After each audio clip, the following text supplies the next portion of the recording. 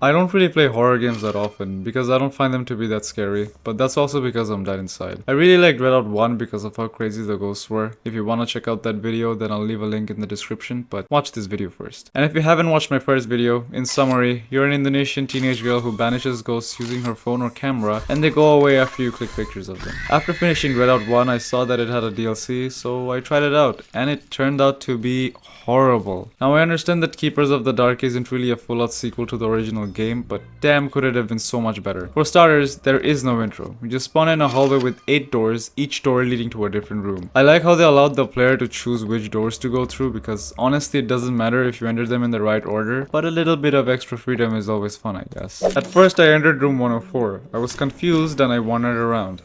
I almost got into contact with a ghost, after which I ran off. Thinking that I dodged a bullet, I then realized that I needed to face this ghost somehow. So I went back and clicked a picture of the spirit. I thought it was over until I got into the arena and had my ass handed to me. Bruh. Wait, bro. Wait, what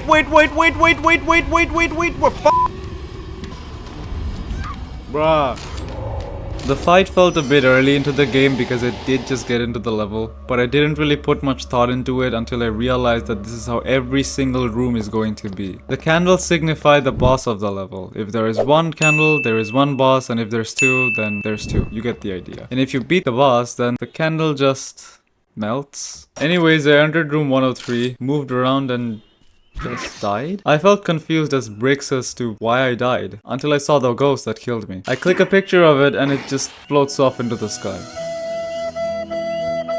I looked and wandered around the level for at least 30 minutes, before I gave up and went to the next door. I got into room 108, noticed that there is a doll that I cannot pick up, and then I end up ditching this room as well. You can already see the problem here, and I retract the previous statement I made about giving the player freedom. If there is not much for me to do, then why allow me to have access to these levels? Not to mention, you can't just bail. You have to keep looking around inside the level to find this mirror, and only after that can you get out of the level.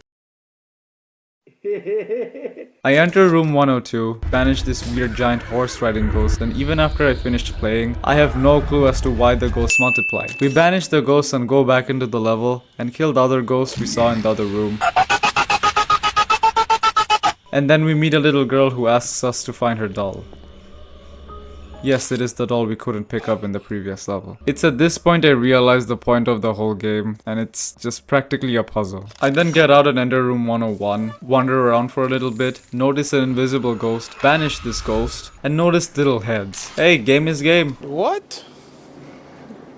Bro, what are you talking about, man? I banished the heads and honestly this whole room felt like a fever dream. Regardless, I defeat the boss and get out. I then entered room 105, found body parts of corpses, clicked pictures of those because it kept pissing off this fat guy, cause hey, it's always a good idea to piss off the dead. Hey there demons, it's me, your boy. I ended up meeting this girl that played hide and seek with me, and I won because I'm really good at hide and seek. Also, I have no life, and she gave me 4 needles. Also, I found this nerd that keeps watching porn on his desktop, so that's that, I guess. It's called hentai, and it's art. Then I ended up heading towards the boss fight, and I'm not gonna lie, on my way there, the last person I expected seeing in this game was CZ and Burak. Like, chill bro, I didn't know I was the secret ingredient to your recipe of your famous biryani. Then I went into room 107, and this level ended up being a little weirder than the other ones. Oh, and did I mention that this entire game recycled the same places from the first game? It just felt kind of lazy. Anyways, I met up with this blind guy, clicked his picture, after which he aggressively started throwing up.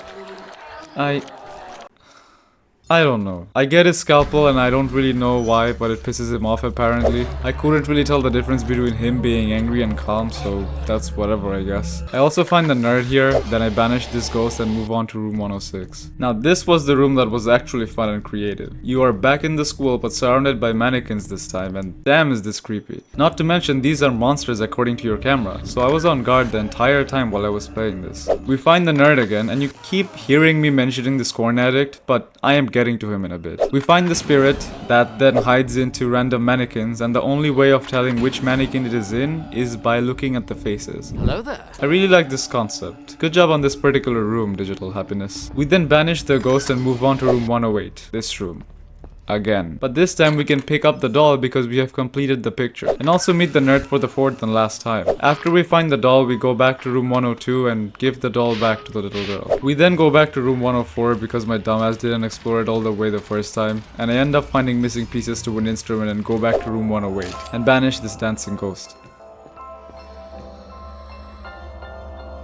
And remember the nerd? If we met him 4 times, we realized that he was trying to summon a gang of rockstars in room 103. We resurrect them and banish them cause why the f not? We then go back to room 106 with all the needles we had collected and why is she kinda? But in my experience, it's always the prettier ones that are crazier. Sorry lonely MILF in my area, you're too good to be true. Wait, did she just turn into a corpse?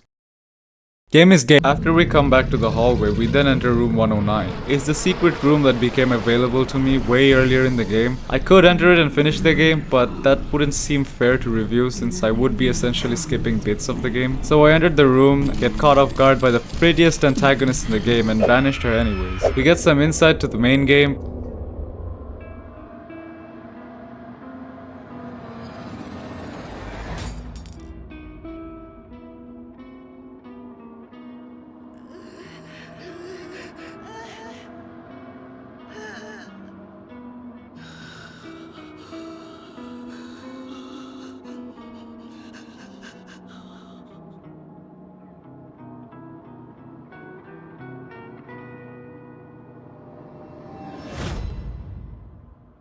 Okay, review time. The game felt way too stale, and maybe it was made for the people that liked the first game, so the developer thought of filling the whole game up with boss fights, but unfortunately they forgot to add just about everything else. There are too many boss fights in this game, which made it feel tedious and annoying at times. I was kind of glad that the game was over, because I really did not like it. Overall, I'll rate this game a 3 out of 10, because it lacks story and depth. The gameplay was unpolished, no skins, reused the same maps, and it made me feel motion sick. Here's my review on the first game if you want to check that out. I will be reviewing Dreadout 2, which is the sequel to the first game, so if you want to be notified when that comes out, then subscribe.